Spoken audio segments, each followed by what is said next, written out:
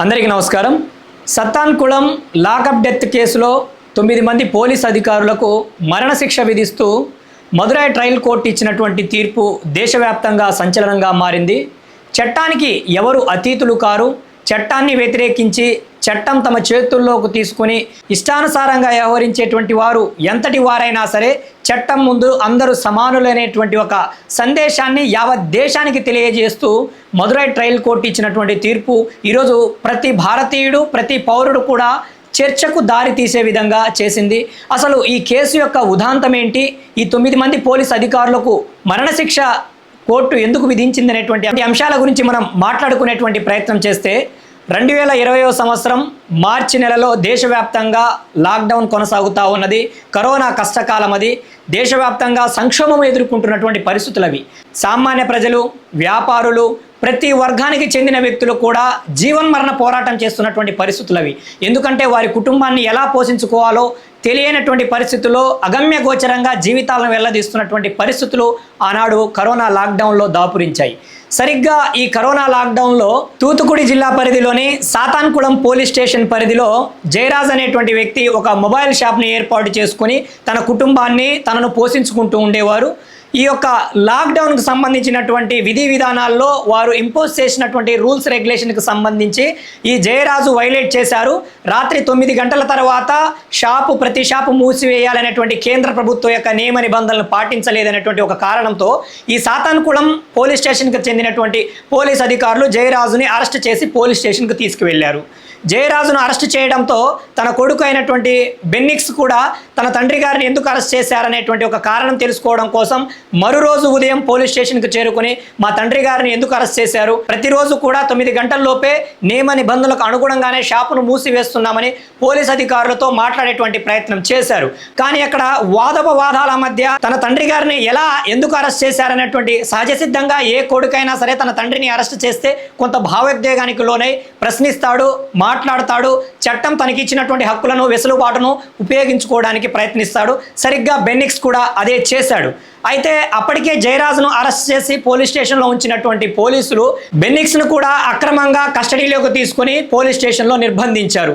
ఆ పూర్తి రాత్రి కూడా జయరాజుని, బెన్నిక్స్ని విచ్చలవిడిగా ఇష్టానుసారంగా పోలీసులని ప్రశ్నిస్తావా, పోలీసులపైన ఎదురు తిరుగుతావా, పోలీసులంటే భయం లేదా అనేటువంటి విధంగా పాశవికంగా, విచక్షణారహితంగా, మానవత్వాన్ని మరిచినటువంటి పోలీసులు తమ మనుషులం అనేటువంటి భావనను తమ మనసుల నుంచి డిలీట్ చేసుకున్నటువంటి ఈ కాకి చొక్కాలను ధరించినటువంటి ఆ 9 మంది పోలీసులు ఎవరైతే ఉన్నారో అతి కర్షకంగా, అతి పాశవికంగా వీరిద్దరిని కూడా హింసించారు, వేధించారు. వారు ఇద్దరు కూడా చనిపోయేలా చేశారు. ఏంటి వీరు చేసిన తప్పిదం ఏంటయ్యా అంటే, వారు ఆరోపించినట్లు లాక్డౌన్ సమయంలో 9 గంటల తర్వాత షాపు తెరిచి ఉంచారనేటువంటి ఒక కారణం. అదొక తప్ప? అదొక నేరమా? అదేనా పెద్ద తీవ్రవాదమా? లేకపోతే ఎవరినైనా హత్య చేశారా, ఎవరినైనా మానభంగం చేశారా అంటే ఇంత చిన్న నేరాన్ని ఇక భూతద్దంలో చూపించి వీరిద్దరిని చంపడానికి గల కారణాలు ఏంటనేటువంటి అంశాల్లో కొంత లోతుగా అధ్యయనం చేస్తే గతంలో ఈ యొక్క జయరాజుకి ఈ పోలీసులకు మధ్య ఇదే అంశానికి సంబంధించి షాపుకు సంబంధించినటువంటి మామూళ్ళ వస్తువులు కావచ్చు, మరొక అంశంలో కావచ్చు కొంత వాగ్వాదం ఉన్నది. దాన్ని మనసులో పెట్టుకున్నటువంటి ఈ పోలీసులు జయరాజును ఎప్పుడెప్పుడు ఇబ్బంది పెట్టాలని ఎదురు చూస్తూ ఉన్నారు. సరిగ్గా లాక్డౌన్ సమయంలో అలాంటి అవకాశం వచ్చింది కాబట్టే ఈ యొక్క కారణాన్ని చూపిస్తూ జయరాజుని తన తండ్రిని రక్షించుకోవడం కోసం వచ్చినటువంటి బెన్నిక్స్ని అతి పాశవికంగా, అతి కిరాతకంగా వేధించారు, హింసించారు. వారు ప్రాణాలు పోయేలా హింసించారంటే మరి అక్కడ హింస ఏ స్థాయిలో ఉన్నదో, ఏ తారా స్థాయిలో ఉన్నదో మనమందరం ఊహించుకోవచ్చు. పోలీసులంటే ఏమైనా భగవంతుళ్ళా, ఏమైనా దేవుళ్ళా, లేకపోతే ఆకాశం నుంచి ఊడిపడినటువంటి వ్యక్తులు ఏమైనానా? వారు ఈ దేశ పౌరులే కదా. ఈ ప్రజలు కడుతున్నటువంటి పన్నుల నుంచి జీతాలను తీసుకుంటూ ఆ ప్రజలకు రక్షణ కల్పించడం కోసం ఉన్నటువంటి ఈ రక్షక భటులు భక్షక భటులై జయరాజుని అలానే అతని కొడుకు అయినటువంటి బెన్నిక్స్ని అతి కర్షకంగా, అతి పాశవికంగా వేధించి హింసించి చంపారు. అందుకే ఈ అంశాన్ని చాలా తీవ్రంగా పరిగణించినటువంటి మదురై కోర్టు వీరికి జీవిత కారాగార శిక్ష సరిపోదు, వీరు చేసినటువంటి అఘాయిత్యం, వీరు చేసినటువంటి చట్ట వ్యతిరేక కార్యక్రమం, వీరు వివరించినటువంటి వ్యవహార శైలి ఏదైతే ఉన్నదో ఇది పూర్తిగా మానవత్వాన్ని మరిచి వీరు వ్యవహరించినటువంటి తీరుని కోర్టు చాలా సీరియస్గా పరిగణిస్తూ ఉంది. వీరిని వారిద్దరిని ఏ విధంగా బలి తీసుకున్నారో వీరిని కూడా 2 సార్లు ఉరిని తీయాలని ఆ యొక్క మదురై కోర్టు ఇచ్చినటువంటి తీర్పు ఈరోజు యావత్ దేశవ్యాప్తంగా ఉన్నటువంటి ప్రజల్ని హర్షాతిరేకాలు వెల్లువెత్తుతున్నాయి.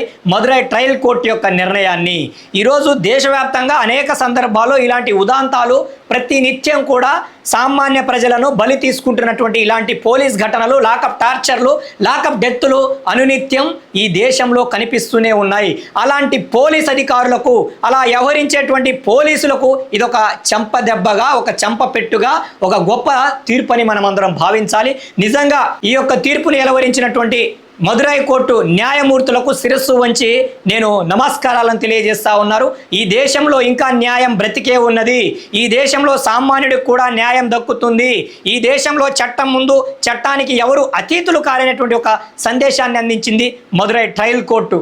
కాబట్టి పోలీస్ అధికారులు కూడా బాధ్యతారాహిత్యంగా, విచ్చలవిడిగా, మానవత్వాన్ని మరిచి రాజకీయ లబ్ధి కోసమో, రాజకీయ కక్షపూరితంగానో, లేకపోతే వారేమో భగవంతులని భావించి సామాన్య ప్రజలను, తమను ప్రశ్నించే వారిని వేధించడం, వారిని చంపడం మానుకోవాలి. చట్టానికి మీరు అతీతులు కారని మీరందరూ కూడా మీ కర్తవ్యాలను, విధి నిర్వహణను చట్టానికి లోబడి నిర్వర్తించాలే తప్ప చట్టాన్ని మీ చేతిలోకి తీసుకొని మీ ఇష్టానుసారంగా విచ్చలవిడిగా వ్యవహరిస్తామంటే ఇలాంటి ఒక రోజు వస్తుంది. చట్టాన్ని తొంగలో తొక్కిన వారు, చట్టాన్ని వ్యతిరేకించిన వారు ఎంతటి వారైనా సరే సమయం వచ్చినప్పుడు వారికి శిక్ష తప్పదనేటువంటి ఒక సందేశాన్ని ఈరోజు మదురై కోర్టు ఇచ్చింది. మరణ శిక్ష విధించబడినటువంటి 9 మంది పోలీస్ అధికారులు, inspector, sub inspector, special sub inspector, అలానే ఏఎస్ఐ కావచ్చు, ఇలా పోలీస్ అధికారులు 9 మంది ఉన్నారు. నిజంగా వీరందరికీ కూడా ఆనాడు ఏ విధంగా అయితే అతి కర్షకంగా, అతి పాశవికంగా మానవత్వాన్ని మరిచి వ్యవహరించారో ఆ వ్యవహార శైలికి ఇదొక శిక్షగా మీరు భావించాలి. రాబోయేటువంటి రోజుల్లో దేశవ్యాప్తంగా ఉన్నటువంటి పోలీస్ అధికారులు కూడా ఈ అంశాన్ని పరిగణలోకి తీసుకొని చట్టాన్ని తొంగలో తొక్కకుండా చట్టానికి లోబడి విధులు నిర్వర్తించాలని నేను వారికి హితవును పలుకుతా ఉన్నాను. అలానే ఆంధ్రప్రదేశ్ రాష్ట్రంలో కూడా గడిచిన వైఎస్ఆర్ కాంగ్రెస్ పార్టీ ప్రభుత్వంలో ఎలాంటి లాకప్ టార్చర్లను చూసాం, ఎలాంటి లాకప్ డెత్తులను కూడా మనం చూసామో తెలుసు. సాక్షాత్తు ఒక పార్లమెంట్ సభ్యుడు రఘురామకృష్ణరాజు గారి మీద జరిగినటువంటి లాకప్ టార్చర్కు సంబంధించినటువంటి కేసు ఇప్పటికే విచారణ కొనసాగుతుంది. తప్పకుండా ఈ కేసులో కూడా బాధ్యులు ఎవరైతే ఉన్నారో వారికి ఇలాంటి తరహా కఠినమైనటువంటి శిక్షలు పడాలని మనమందరం కోరుకుందాం. ఈరోజు ఒక పార్లమెంట్ సభ్యుడైనటువంటి వ్యక్తికే రక్షణ లేకపోతే ఈ దేశంలో సామాన్య ప్రజల పరిస్థితి ఏంటి, ఈ రాష్ట్రంలో సామాన్య పౌరుడి పరిస్థితి ఏంటో మనమందరం ఆలోచించాల్సినటువంటి అవసరం ఉన్నది.